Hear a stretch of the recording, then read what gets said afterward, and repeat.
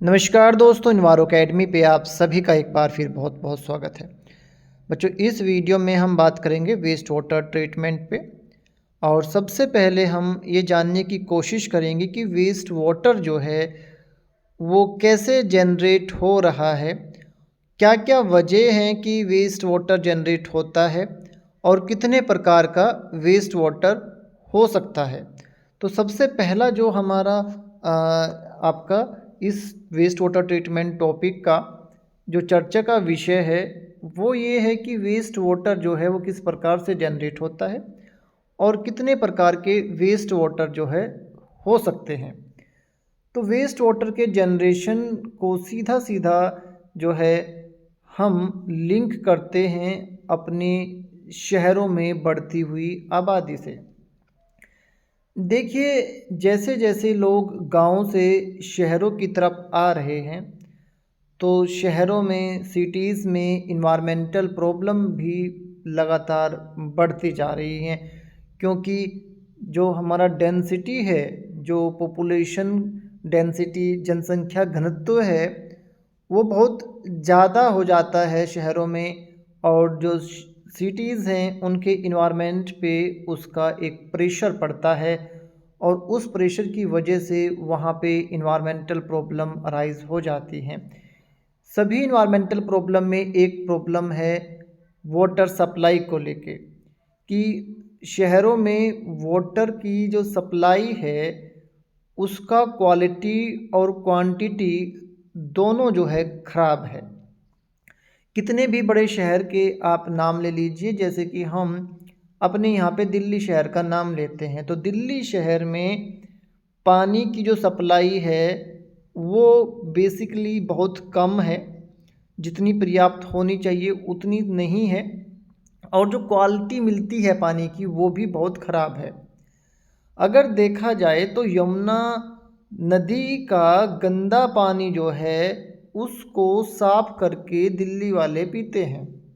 अगर हम बिल्कुल जो है थोड़े से कठिन शब्दों में, कर्कश शब्दों में बात करें तो यही जो है सत्य है कि जो आपका वाटर सप्लाई का मुख्य सोर्स है वो यमुना नदी है, परंतु यमुना नदी का जो पानी है उस पानी का क्वालिटी जो है बहुत ख़राब हो चुका है। उसमें तो जगह जगह पे जो है, जैसे यमुना नगर सिटी हो गया और भी जो यमुना के आसपास के सिटीज़ हैं वो सारा का सारा अपना गंदा पानी उसमें डालते हैं और वही फ्लो जो है धीरे धीरे दिल्ली की तरफ बढ़ता हुआ चला जाता है। उसको साफ जो है करके वो लोग ड्रिंकिंग पर्पज़ के लिए इस्तेमाल करते हैं। तो जैसे जैसे इन्वायरमेंट पे प्रेशर बढ़ेगा वैसे वैसे पानी की क्वांटिटी और क्वालिटी दोनों चीज़ों पे फ़र्क पड़ेगा। आपको पर्याप्त मात्रा में पानी नहीं मिल पाएगा और पानी का जो क्वालिटी है वो भी बहुत ख़राब होगा। अब ये तो क्वालिटी और क्वांटिटी यूज़ के पॉइंट ऑफ व्यू से हम देखते हैं, परंतु जितना ज़्यादा जनसंख्या होगा उतना वेस्ट वाटर भी प्रोड्यूस होगा। उस वेस्ट वाटर को हमें कलेक्ट करना पड़ेगा, कलेक्ट करके ट्रीट करना पड़ेगा और ट्रीट करके डिस्पोज करने के साधन को देखना पड़ेगा। तो जितना ज़्यादा पॉपुलेशन जो है आपका होगा उतना ही उन लोगों की वाटर की डिमांड होगी और उस वाटर की डिमांड को पूरा करने के लिए हमें उन्हें साफ मात्रा में, ठीक है, अच्छी मात्रा में जो है साफ पानी प्रोवाइड कराना पड़ेगा। अब साफ पानी जो है हमने प्रोवाइड कराया तो उसमें भी खर्चा है, उसमें उस पानी को ट्रीट करने का भी खर्चा आया और ट्रीट करने के बाद भी क्या होता है, जब आप पानी को साफ कर रहे हो तो उस साफ करने के प्रोसेस में भी कुछ गंदा पानी निकलता है। साधारण सा आप एग्जांपल ले लो, आपके घर में आरओ लगा होगा, आरओ जो है पानी तो साफ करता है परंतु रिजेक्ट वाटर भी बहुत सारा निकलता है उसमें। तो वो रिजेक्ट वाटर कहाँ जाएगा? अल्टीमेटली वो भी आपके घरों से बह के सीवेज ट्रीटमेंट प्लांट की तरफ जाएगा। उसी प्रकार से वाटर को जो हम सप्लाई करते हैं, वाटर को जो ट्रीट करते हैं, वहाँ पे भी आपका जो है एक क्वांटिटी में वेस्ट जनरेट होता है और जब उस वाटर को यूज़ किया जाता है तो भी वेस्ट वाटर प्रोड्यूस होता है। तो इस प्रकार से जो हमारा अर्बन पॉपुलेशन है, जैसे जैसे वो बढ़ रहा है वैसे वैसे पानी की मात्रा में भी कमी आती जा रही है, पानी की सप्लाई भी शहरों में अच्छा नहीं हो रहा है और पानी की पीने का पानी या आपका बेसिक यूज़ के पानी जो है उसकी क्वालिटी भी ख़राब है और वहाँ से वेस्ट वाटर का जनरेशन भी ज़्यादा हो रहा है। तो शहरों में आपके अगर देखें तो घर हैं, ठीक है, डोमेस्टिक आप इसको कहिएगा, और जो है फैक्ट्रियां हैं उसको आप इंडस्ट्रियल कहिएगा। तो डोमेस्टिकल यूज़ और इंडस्ट्रियल यूज़ के लिए हमें जो पानी चाहिए वो हम कहाँ से लेते हैं? बेसिकली आजकल कुएं तो नहीं रहे हैं, परंतु पहले कुओं से भी ले लिया जाता था। आजकल तो रिवर हो गया, नहर हो गया, लेक हो गया, है ना। अलग अलग शहरों में अलग अलग तरीके से वाटर के रिसोर्सेज हैं। अब जैसा मैंने दिल्ली का एग्जांपल लिया, तो यहाँ पे जो मुख्य पानी आ रहा है वो आपका रिवर से आ रहा है। उसी प्रकार से हो सकता है बहुत सारे शहर ऐसे हों जहाँ पे जो आपका फ्रेश वाटर का इनपुट है वो किसी लेक से लिया जाए। और जैसे जैसे वेस्ट का यूज़ बढ़ेगा, वेस्ट का यूज़ बढ़ने के साथ साथ वो वाटर भी प्रोड्यूस करेगा, ठीक है। अगर मान लीजिए कि आपका 100 लीटर पानी हुआ तो वो 60 से 80% वेस्ट वाटर में तब्दील हो जाता है।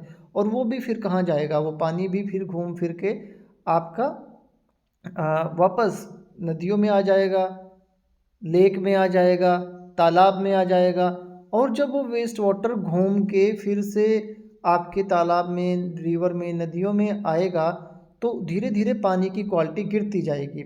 इसके अलावा क्या हो रहा है कि अब बहुत सारे शहर में एसटीपी यानी कि सीवेज ट्रीटमेंट प्लांट लगाए जा रहे हैं, एंड इंडस्ट्री में भी जो है ईटीपी लगा देते हैं, परंतु उनका जो पानी को साफ करने का एक एफिशिएंसी होना चाहिए वो भी बहुत कम है।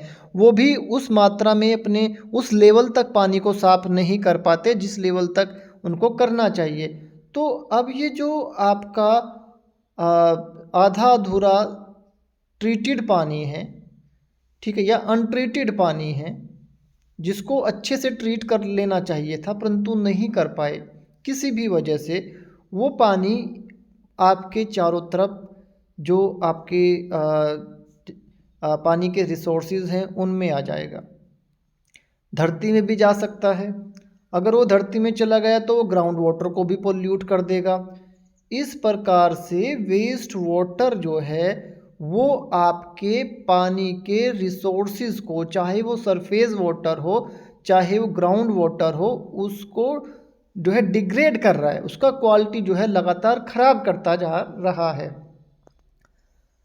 अगर हम देखें कि पानी की जो कमी, आजकल एक शब्द बहुत इस्तेमाल किया जाता है कि भाई पानी की लगातार कमी होती जा रही है, और यहाँ तक सुना जा रहा है कि भाई अगला विश्व युद्ध जो होगा वो पानी की वजह से होगा। परंतु अगर लॉजिकली हम देखें, हमारी धरती पे तो 70% पानी ही पानी है भैया, है ना। कितने समुंदर हैं, कितने जो है हमारे पास पानी है, 30% ही तो लैंड है, 70% तो पानी है। तो जब भी ये शब्द आता है कि पानी की कमी, तो पानी की कमी ना केवल मात्रा से निर्धारित होती है, पानी की कमी तो इस बात से भी निर्धारित होती है कि पानी पीने योग्य है या नहीं है, ठीक है। समुद्र का पानी कौन पिएगा भैया? समुद्र का पानी तो कोई पी ही नहीं सकता। 1 लीटर पानी में जो है 35 ग्राम नमक है, तो वो तो पोर्टेबल पानी ही नहीं है, वो तो पीने योग्य ही पानी नहीं है। क्वांटिटी है, ठीक है, उसका मात्रा है, परंतु उस मात्रा का क्या करें जो हमारे योग्य नहीं है, जिसको हम कंज्यूम नहीं कर सकते। तो पानी का कमी केवल मात्रा से नहीं निर्धारित किया जाता, परंतु इस प्रकार से निर्धारित किया जाता है कि जो पानी का हमारा रिक्वायरमेंट है, जो नीड है, जो डिमांड है, क्या वो पानी उसको फुलफिल कर पा रहा है। अगर पानी है परंतु गंदा है, उसको हम पी नहीं सकते, इंडस्ट्रियल यूज़ के लिए वो अनफिट है, इंडस्ट्रियल इनपुट के लिए, एग्रीकल्चर इनपुट के लिए जो है वो अनफिट है, तो उस पानी का क्या करें, है ना। वो पानी तो ना होने के बराबर ही है। तो पानी का कमी केवल मात्रा से ही निर्धारित नहीं होता, परंतु इस बात से भी निर्धारित होता है कि वो पानी आपकी डिमांड को पूरा कर पा रहा है कि नहीं कर पा रहा है, उस पानी से आपका पर्पज जो है पूरा हो रहा है कि नहीं हो रहा है। अलग अलग प्रकार का आपको पानी चाहिए। अगर आप देखें, आपको पीने के लिए पानी चाहिए, तो पीने के लिए जो पानी चाहिए वो सबसे शुद्ध होना चाहिए। उसका बहुत सारे पैरामीटर हैं जो आगे हम अपना डिस्कस करेंगे, जैसे पीएच हो गया, हार्डनेस हो गया, टीडीएस हो गया, हैवी मेटल्स हो गए, पैथोजन हो गए। इन सब का ध्यान रखना पड़ता है हमें जब भी हम पीने योग्य पानी की बात करते हैं कि भैया ऐसा ना हो कि पीएच बहुत ज़्यादा या बहुत कम हो, ऐसा ना हो पानी में पैथोजन हो, ऐसा ना हो पानी में हैवी मेटल्स हों। तो अगर आप ये देखें कि आपको पीने के लिए पानी चाहिए तो उसका एक निर्धारित क्वालिटी है, एक स्टैंडर्ड है। अगर वो स्टैंडर्ड से मीट कर पा रहा है तभी आप उसको पिएंगे। अगर वो स्टैंडर्ड से मीट नहीं कर पा रहा है पानी किसी वजह से, अगर आप उसको जो है पी लेते हैं तो हो सकता है किसी को कोई बीमारी हो जाए, किसी को कोई हेल्थ इश्यू हो जाए। उसी प्रकार से इंडस्ट्रियल इनपुट के लिए जो पानी चाहिए, हमें अलग अलग प्रकार से पानी चाहिए। जैसे कि कुछ पानी हमें चाहिए अपना बेसिक प्रोसेस में यूज़ करने के लिए, कुछ पानी हमें चाहिए बिजली पैदा करने के लिए। तो अलग अलग पर्पज से अलग अलग क्वालिटी का हमें पानी चाहिए। हम उसमें भी जो है एक ही प्रकार की क्वालिटी जो है इस्तेमाल नहीं कर सकते, यूज़ नहीं कर सकते। तो उसको भी ध्यान में रख के हमें अपने पानी की क्वालिटी को देखना होता है कि हम पानी को इंडस्ट्रियल इनपुट में जो ले रहे हैं उसका क्या पर्पज़ है, उस पानी से हम क्या करेंगे। इसी प्रकार से एग्रीकल्चर की अगर हम बात करें तो एग्रीकल्चर में ये देखा जाता है कि भैया चलो कुछ भी आप जो है डाल दो। आप लोगों ने देखा भी होगा सामान्य तौर पे जो शहरों के बाहर छोटे छोटे खेत होते हैं वो शहर से आने वाले नाले के पानी से अपनी सिंचाई कर देते हैं। परंतु आजकल जो हम देखते हैं कि बहुत सारी बीमारियां जो हैं वो कंटामिनेटेड सब्जियां, साग, ये सब खाने की वजह से हो रही हैं। तो अगर आप पोल्यूटेड पानी से अपने फसलों को इरिगेट करते हो तो वो भी एक बहुत बड़ा ह्यूमन हेल्थ को लेके थ्रेट है। तो हर पानी से आप खेती भी नहीं कर सकते। अगर आपके पानी में सोल्ट कंसंट्रेशन ही बहुत ज़्यादा है तो भी आप खेती उससे नहीं कर सकते। प्रोडक्शन भी आपका कम हो जाएगा और ज़मीन भी आपकी बंजर हो जाएगी।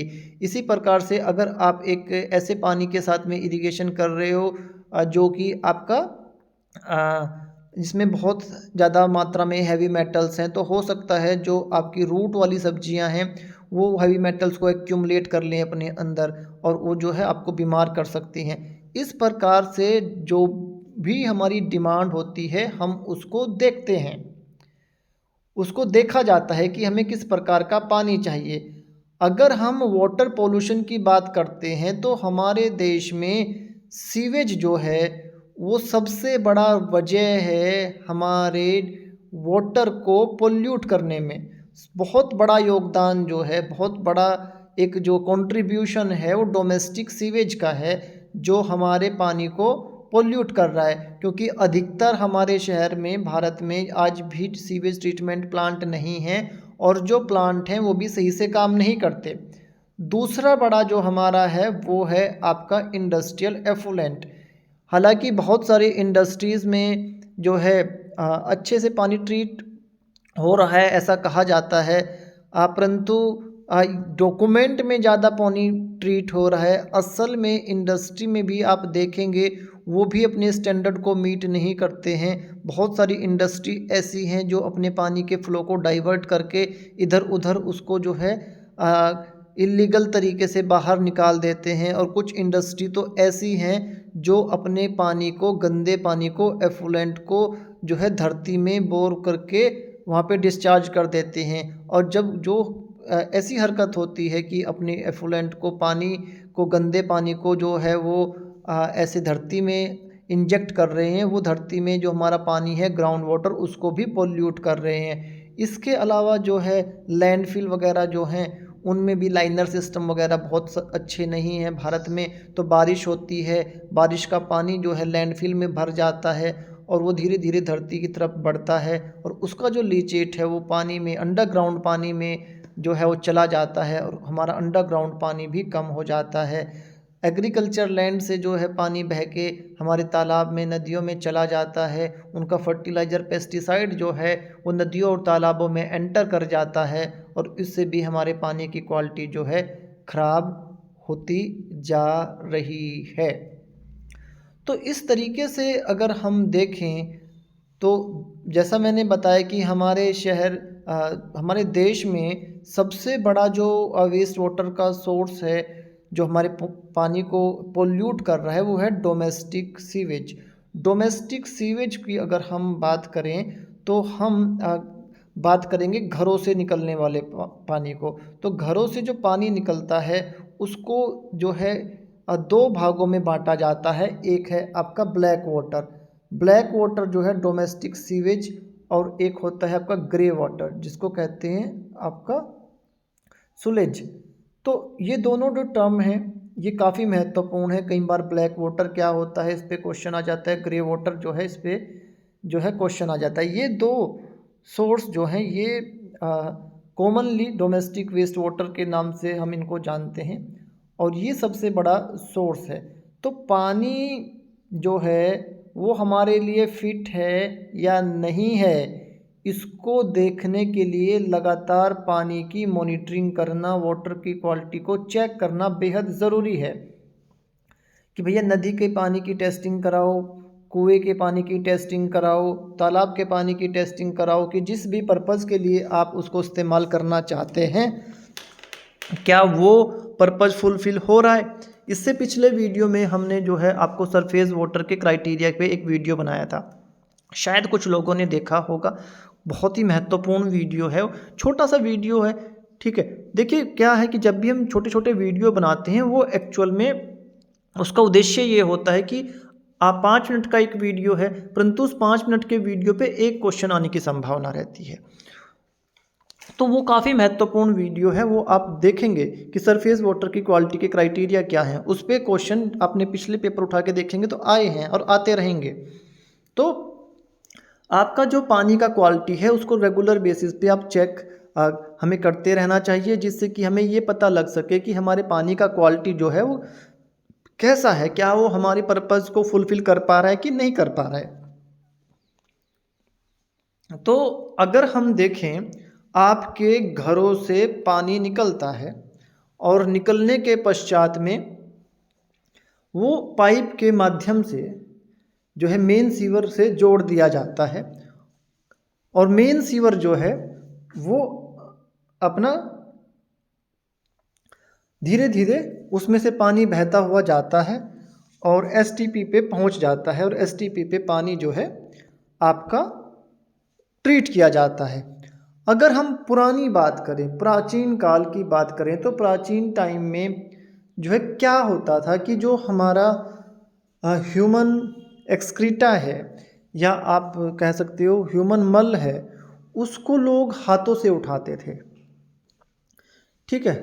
उसको जो है हाथों से उठा के डंप किया जाता था और घरों में जो नहाने धोने का पानी होता था, जो आपके किचन का और बाथरूम का पानी हुआ करता था, वो पानी जो है आपके नालियों से बहता हुआ जो है डिस्पोजल साइट तक जाता था।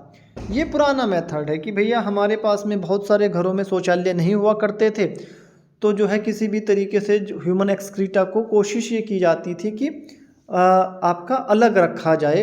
अपने जो भी पानी जो है आपका वेस्ट पानी निकल रहा है, चाहे वो किचन से निकलता हो चाहे बाथरूम से निकलता हो, और ये पानी जो है बहता हुआ बाहर किसी तालाब में जो है इकट्ठा हो जाता था और उस पानी को जो है बेसिकली ट्रीट भी नहीं किया जाता था पुराने टाइम में तो, और वो वहाँ पे परंतु उसमें कोई भी ह्यूमन मल वगैरह नहीं होता था, तो बीमारियाँ जो हैं फैलने के चांसेस कम होते थे।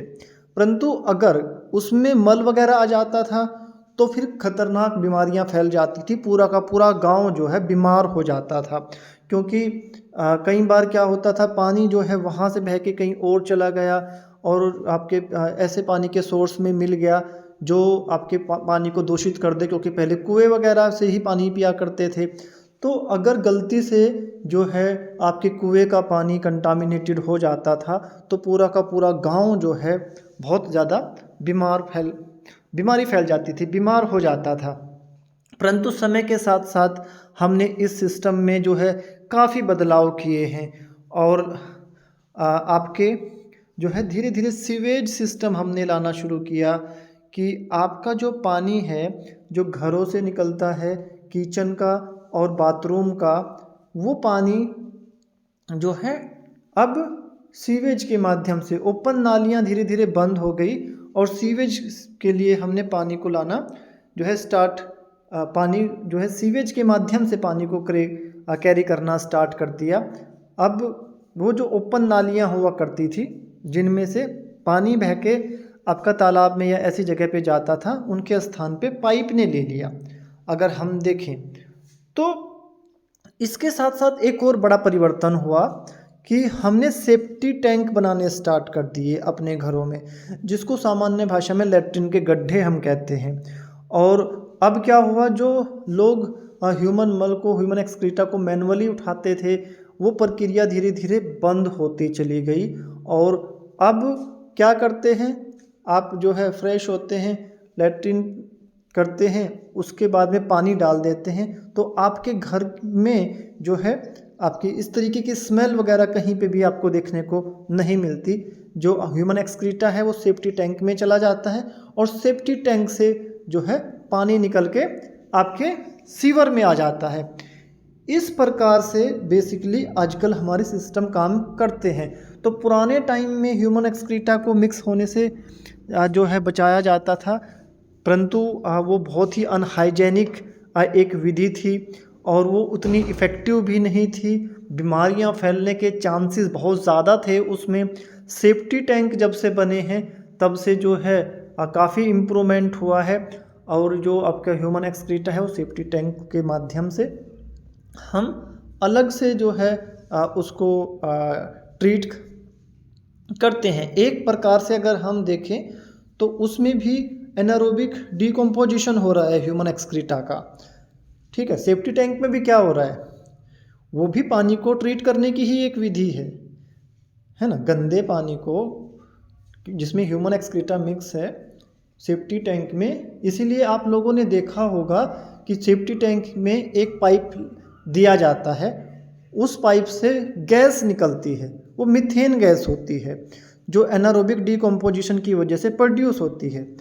तो जो है हम अपना इस तरीके से स्मेल वगैरह से भी बचते हैं, अनहाइजेनिक डिस्पोजल से भी बचते हैं और हमारा जो पानी है वो धीरे धीरे जो है पाइप के माध्यम से होता हुआ बाहर चला जाता है।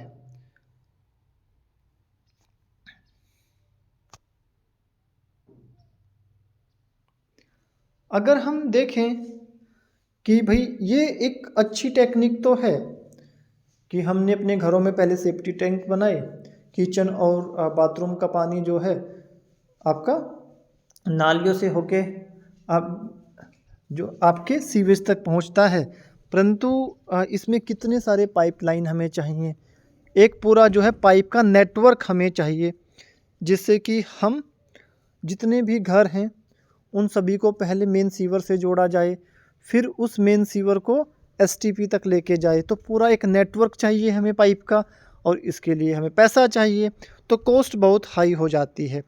फिर जो है सीवरेज सिस्टम जो है जो पानी को ट्रीट करता है, भैया उसका भी मेंटेनेंस कॉस्ट है, उसका भी ऑपरेटिंग कॉस्ट है। तो फिर से जो है हमें पैसा चाहिए, फिर से जो है खर्चा जो है एक हमें इसको देखना पड़ेगा। उसके पश्चात एक और चीज़ है कि हमने इतना बड़ा सीवेज ट्रीटमेंट प्लांट लगाया, तो सीवेज ट्रीटमेंट प्लांट लगाने के लिए हमें large quantity of waste water चाहिए। जब large quantity of waste water होगा वो ही ट्रीट जो है हम कर पाएंगे।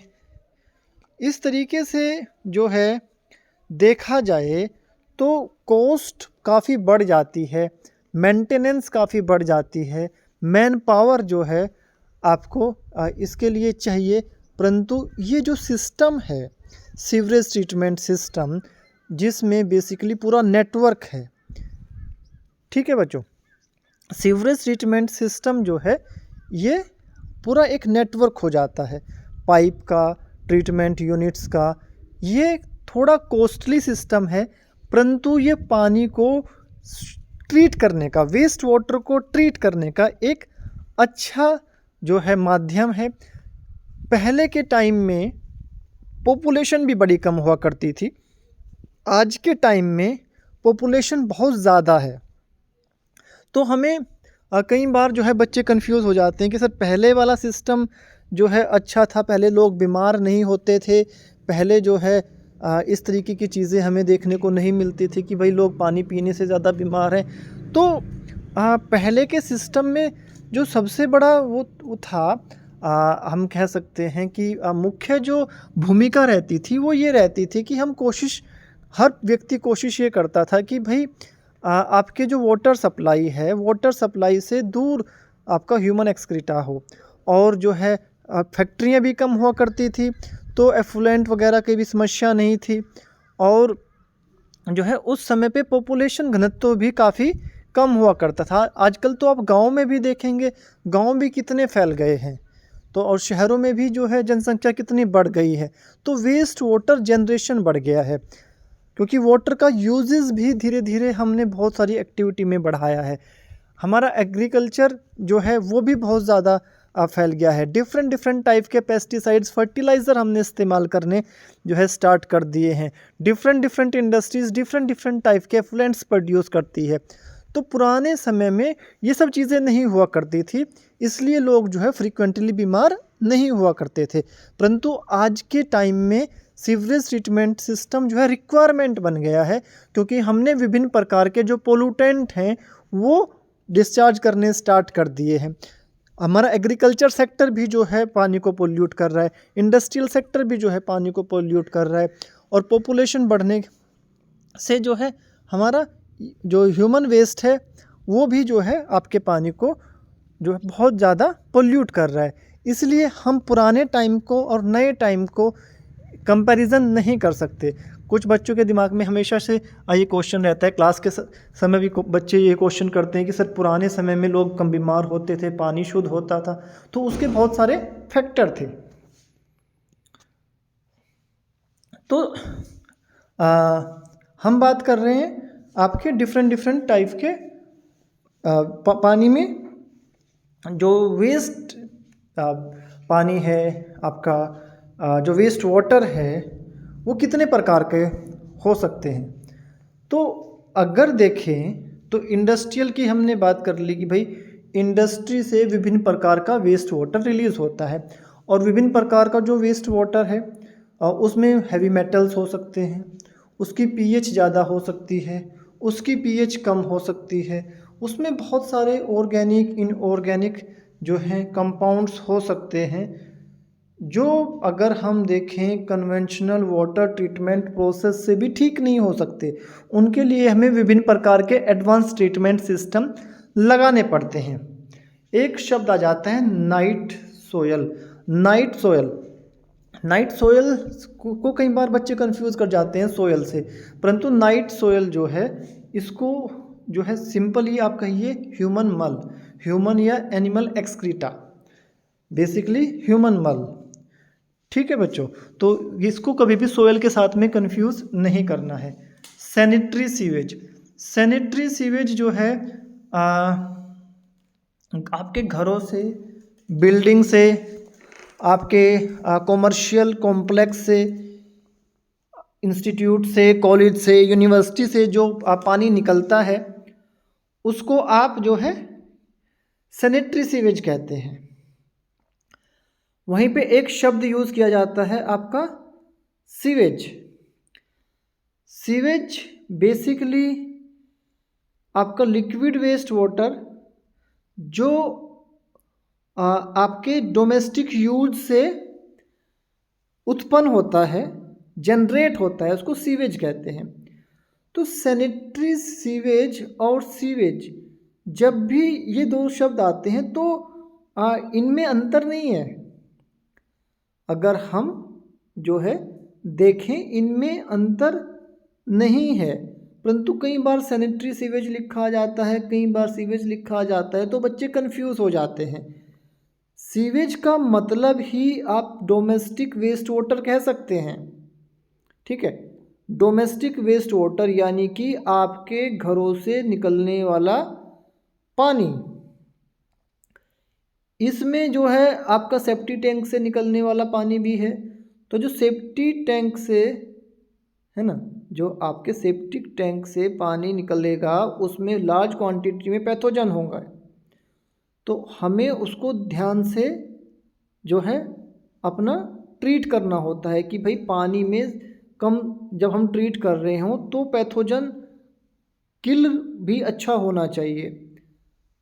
उसी प्रकार से आपके किचन से, बाथरूम से, घर में जितनी भी एक्टिविटी होती हैं उन सभी एक्टिविटी जिनमें पानी वेस्ट पानी प्रोड्यूस होता है, वो वेस्ट पानी आपके घरों से निकलता हुआ बाहर जाता है, वो सीवेज है।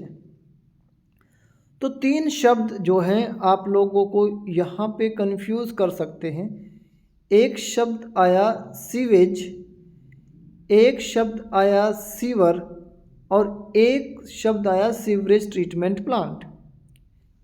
सीवरेज, सीवरेज ट्रीटमेंट प्लांट ये पूरा यूनिट है जो वेस्ट वाटर को ट्रीट करता है। इसमें आपके पाइप नेटवर्क भी आएंगे और आपका जो पानी को ट्रीट करने के सारे आपके यूनिट है वो भी आएंगे। सीवर, सीवर केवल नाला आप कहिए, ड्रेनेज आप कहिए, जिसमें से होता हुआ पानी जो है सीवरेज की तरफ बढ़ता है, सीवरेज ट्रीटमेंट प्लांट की तरफ बढ़ता है।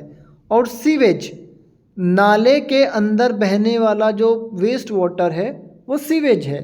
तो सीवर, सीवर को नाला भी कह सकते हो, ड्रेनेज भी कह सकते हो। सीवेज, सीवेज को गंदा पानी भी कह सकते हो, वेस्ट वाटर भी कह सकते हो। और सीवरेज ट्रीटमेंट प्लांट ये पूरा एक प्लांट है जिसमें आपका पूरा नेटवर्क आएगा, पाइप नेटवर्क भी आएगा और ट्रीटमेंट यूनिट्स भी आएंगी। तो ये 3 शब्द जो हैं काफ़ी सिविल इंजीनियरिंग में इस्तेमाल किए जाते हैं। जब भी हम वेस्ट वाटर इंजीनियरिंग पढ़ रहे होते हैं तो इन पे कंफ्यूज नहीं होना आपने। सीवेज ट्रीटमेंट, सीवेज ट्रीटमेंट तो आपका कॉमर्शियल, डोमेस्टिक, ये सब जो आपका वेस्ट वाटर जहाँ से भी निकल रहा है इन यूनिट से, उसको ट्रीट करने के लिए जो प्लांट यूज़ किया जाता है उसको सीवेज ट्रीटमेंट कहते हैं। ठीक है बच्चों, तो देखिए यहाँ पे अब आपका बुकिश डेफिनेशन भी अगर हम देखें, सीवर, सीवर जो है अंडरग्राउंड ड्रेन है which sewage is carried to a point to discharge और डिस्पोजल। तो सीवर जो है आपका नाला आप कहिए, ठीक है बच्चों, इसको आप नाला कहिए। अब इसमें अगर हम देखें, आपका जो एक सीवर है उस सीवर में केवल आप घरों से निकलने वाला पानी और इंडस्ट्रियल वेस्ट वाटर फ्लो करते हैं। एक होता है स्टॉर्म वाटर ड्रेनेज।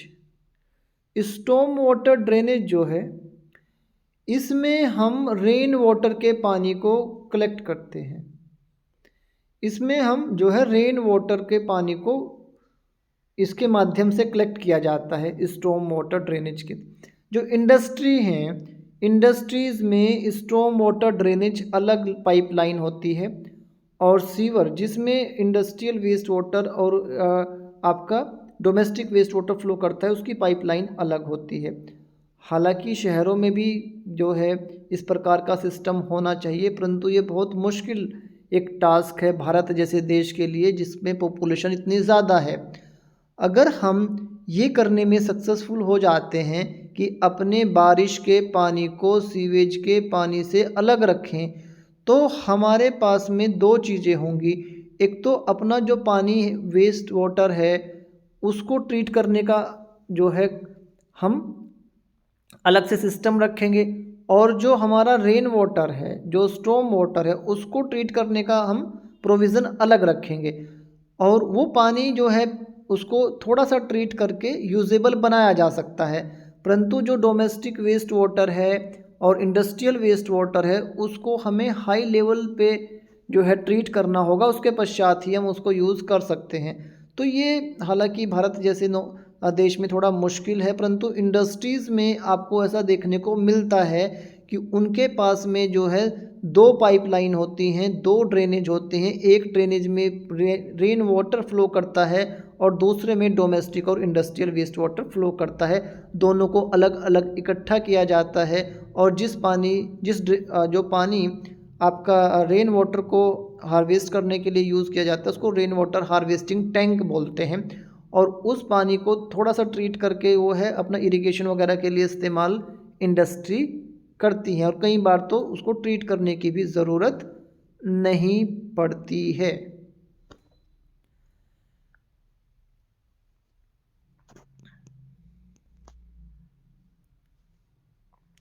तो हमने सीवेज अभी पढ़ लिया, सीवर पढ़ लिया, उसके बाद में सीवरेज। सीवरेज जो है, अगर बिल्कुल बुक इस डेफिनेशन आप देखें तो the term sewerage refer to the infrastructure which include device equipment, ठीक है, जितने भी आपके पानी को कलेक्ट करने के साधन हैं, ट्रांसपोर्ट करने के साधन हैं, पंपिंग, वो सभी मिला के सीवरेज कहलाता है। वो सभी मिलके सीवरेज कहलाता है। तो सीवर जिसमें से पानी बहता है, सीवरेज जो आपका सीवर के अंदर बहने वाला पानी वेस्ट वाटर, और सीवरेज पूरा एक इंफ्रास्ट्रक्चर, पूरा एक यूनिट जिसमें पाइपलाइन भी हैं आपके और वाटर को ट्रीट करने के आपकी यूनिट्स भी हैं। स्टॉर्म वाटर जैसा हमने बताया आपको, रेन वाटर, सब सोयल वाटर। सब सोयल वाटर जो है आपका ground water that is enter into the sewage through the leakage is called सब सोयल वाटर। अगर हम वाटर इंजीनियरिंग के पॉइंट से देख रहे हैं तो सब सोयल वाटर जो है ground water that enters into the sewer through the leakage is called सब सोयल वाटर। जैसे पहाड़ हो गए, आपका उत्तराखंड हो गया, आपका हिमाचल प्रदेश हो गया, तो वहाँ पे कई बार क्या होता है, पानी लीक कर जाता है ना। पानी जो है आपने देखा होगा कि वहाँ पानी ऐसे ही लीक करता रहता है पहाड़ों से। अगर वो पानी लीक होके सीवर में जाता है तो अल्टीमेटली सीवरेज पे रुकेगा जाके, तो पानी भी ट्रीट करना पड़ेगा। सिंपल सी बात है, सीवर में जो भी पानी एंटर करेगा अल्टीमेटली वो सीवरेज ट्रीटमेंट प्लांट पे जाएगा और वो हमें ट्रीट करना पड़ेगा। उससे क्या होगा, हमारे सीवरेज ट्रीटमेंट पे लोड पड़ेगा, ठीक है। तो अगर हम सोयल साइंस की पॉइंट ऑफ व्यू से देखेंगे तो सब सोयल वाटर जो है बेसिकली आपका अंडरग्राउंड वाटर है। परंतु अगर हम पानी वाटर ट्रीटमेंट इंजीनियरिंग के पॉइंट ऑफ व्यू से देखेंगे तो कई बार जो है हम ये देखते हैं कि भाई स्टॉर्म वाटर, हमने बताया कि भाई आपका रेनफॉल का वाटर, अगर रेनफॉल का वाटर भी आपके सीवर में एंटर कर जाएगा, वो सीवरेज ट्रीटमेंट प्लांट पे जाएगा, वहाँ पे हमें शुद्ध करना पड़ेगा, ट्रीट करना पड़ेगा, फिर से कॉस्ट बढ़ेगा, लोड बढ़ेगा। तो इसको अगर हम सेपरेट कर लें और हम सब सोयल वाटर को लीक होने से रोकें तो हमारे वो जो आपका सीवर है उस सीवर में केवल डोमेस्टिक और इंडस्ट्रियल वेस्ट वाटर ही फ्लो करेगा और वो ही अल्टीमेटली हमें ट्रीट करना पड़ेगा। सुलेज, सुलेज जो शब्द है ये केवल और केवल वो पानी है जो bathroom, kitchen, washing place, wash basin, इन सब से निकलता है, ठीक है। सुलेज जो है ये वेस्ट वाटर है जो आपके बाथरूम, किचन, वॉशिंग प्लेस और वॉश बेसिन इन सब से निकलता है। ये पानी जो है इसमें सेफ्टी टैंक का, ठीक है, जो आपके सेफ्टी टैंक हैं, जो आपके लेट्रिन के गड्ढे से निकलने वाला पानी है, जो आपके लेट्रिन वाला जो यूनिट है उसका पानी मिक्स नहीं है इसमें। तो सुलेज जो है, सुलेज बाथरूम से निकलने वाला पानी, किचन से निकलने वाला पानी, वॉशिंग प्लेस से निकलने वाला पानी, वॉश बेसिन से निकलने वाला पानी, ये सब क्या है, सुलेज है। इसमें आपका ऑर्गेनिक मैटर तो ज़्यादा होगा क्योंकि किचन से निकल रहे हैं तो किचन में खाना बनता है और हमने खाना बनाने के लिए जो भी आपका वेस्ट आपका उत्पन्न होता है खाना बनाते समय, ठीक है, वो सब तो होगा, परंतु सेप्टिक टैंक से, लैट्रिन के गड्ढे से निकलने वाला पानी इसमें नहीं होगा। तो अगर देखा जाए तो इसमें पैथोजन होने की संभावना कम है। तो ये सीवेज के कंपैरिजन में कम पोल्यूट होता है। सुलेज जो है इसका जो है ये कम पोल्यूट है, और या ये कहिए कि कम पोल्यूशन लोड है इसमें। और आपका जो सीवेज है, सीवेज में ज़्यादा पोल्यूशन होता है। और आखिर में वेस्ट वाटर, वेस्ट वाटर जो है आपका इट इंक्लूड ऑर्गेनिक और इनऑर्गेनिक कॉन्स्टिट्यूएंट्स। उसमें मतलब देखें, अगर हम जितने भी हमने आपको बताया कि भाई वेस्ट वाटर टर्म सिंपली किसके लिए यूज़ आप कर सकते हो, सीवेज के लिए भी यूज़ कर सकते हो, ठीक है, आप जो है एफ्लुएंट के लिए भी यूज़ कर सकते हो। कोई भी पोल्यूटेड वाटर वेस्ट वाटर है, कोई भी पोल्यूटेड वेस्ट वाटर पोल्यूटेड है।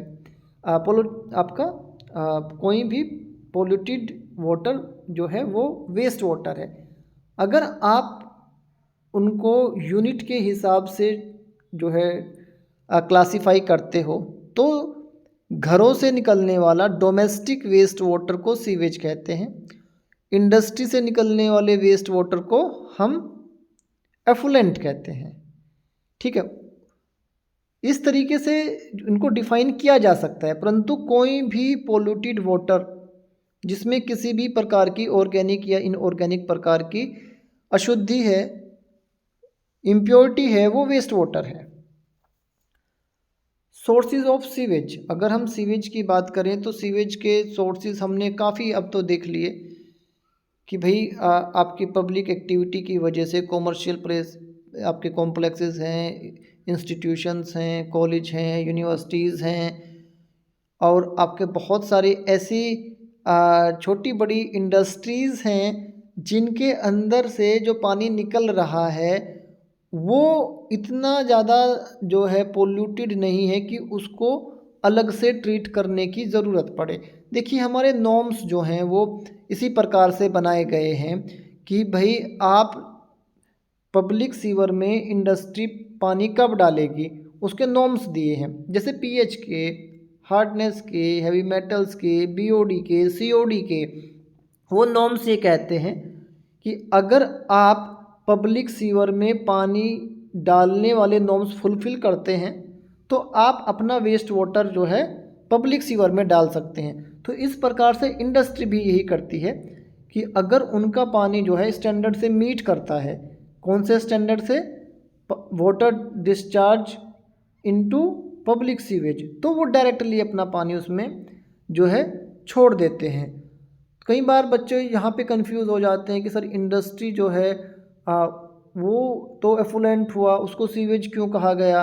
तो उसके पीछे यही एक कारण है कि हमारे नॉर्म्स दिए गए हैं। इंडस्ट्रियल एफ्लुएंट जो है अगर वो नॉर्म से मीट करता है, जो नॉर्म्स जो है प्रोवाइडेड हैं, तो वो अपने पानी को पब्लिक सीवर में डाल सकता है। सीवरेज डिस्चार्ज, देखिए सीवरेज डिस्चार्ज जो है ये बहुत सारे चीज़ों पे निर्भर करता है। सिटी टू सिटी जो है आपका वहाँ का पॉपुलेशन, आपके पीक आवर्स कि कब आपके पानी का जो है यूज़ ज़्यादा होता है, कब कम होता है। तो इस तरीके से देखा जाए तो हमें डाटा इकट्ठा करना पड़ता है। परंतु अगर आपके पास में डाटा नहीं है तो आप 150 लीटर पर कैपिटा डे, यानी कि 150 लीटर पर पर्सन पर डे के हिसाब से अपना जो है मान सकते हैं कि भैया प्रतिदिन जो है 150 लीटर पानी हर पर्सन डिस्चार्ज कर रहा है, ठीक है। और जितना भी डिस्चार्ज का मैक्सिमम पीक होता है, ठीक है, जो भी आपका मैक्सिमम पीक है वो आपके एवरेज पीक से 2 से 3.5 टाइम ज़्यादा होता है। मैंने 2 शब्द यूज़ कर लिए, एक मैक्सिमम डिस्चार्ज, एक एवरेज डिस्चार्ज। देखिए मैक्सिमम डिस्चार्ज जैसे कि सुबह के समय सभी लोग ऑफिस के लिए निकलते हैं, बच्चे स्कूल के लिए निकलते हैं, खाना बनाना पड़ता है, नहाते हैं, धोते हैं, फ्रेश होते हैं, तो सुबह 6 से 9 बजे के टाइम में घरों से बहुत ज़्यादा पानी निकलता है, तो मैक्सिमम डिस्चार्ज उस समय होता है। फिर बाकी के दिन थोड़ा थोड़ा डिस्चार्ज होता है, फिर शाम को एक बार फिर से डिस्चार्ज बढ़ जाता है। तो सुबह से लेकर शाम तक का पूरे दिन का मान लीजिए आप, ठीक है, 24 घंटे में जो भी पानी का आपका फ़्लो होगा वो आपका एवरेज फ़्लो होगा।